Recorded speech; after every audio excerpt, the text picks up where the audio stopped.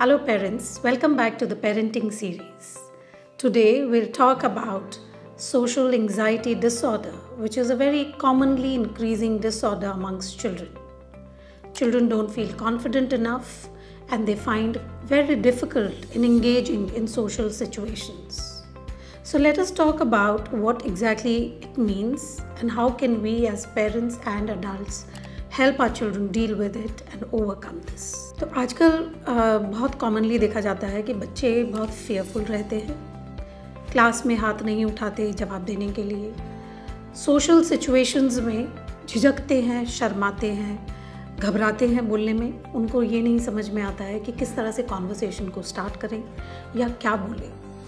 बहुत बार जो social queues होते हैं उनको वो मिसअंडरस्टैंड कर देते हैं या समझ नहीं पाते हैं। So I also want to emphasize a little bit more on what are these social cues.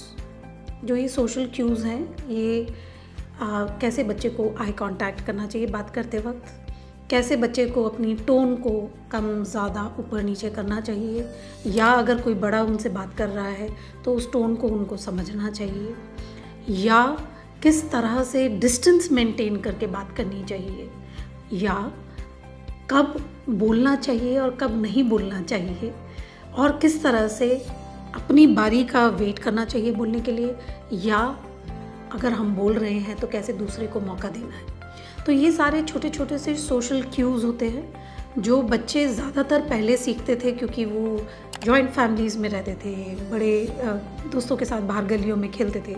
These things are missing, that's why the children are missing on these cues. So it becomes very important that as parents हम बच्चों को ये social cues समझाएं. अब ये social cues हम कैसे समझाएं उन्हें?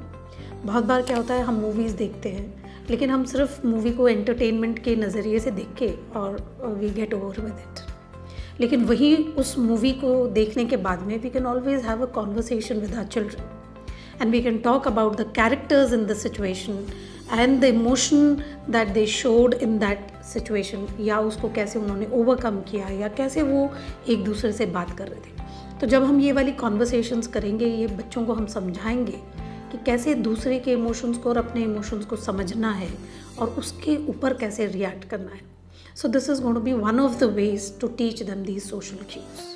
We can also teach them small sentences to start a conversation.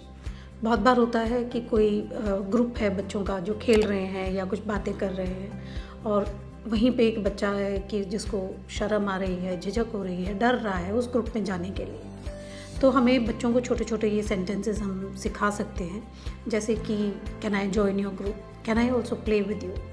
बच्चे बहुत घबराते हैं टू फील एक्सेप्टेड और उनको नहीं समझ में आता है कि कैसे हम इन्वॉल्व हों दूसरों के साथ में. सो ये कुछ चीज़ें हमें घर में अपने बच्चों के साथ में करनी पड़ेंगी.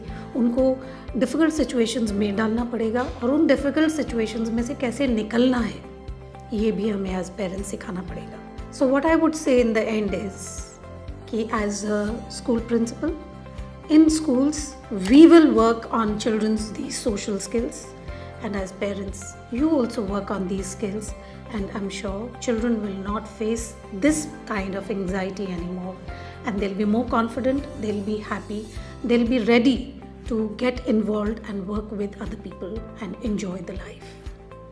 Happy parenting.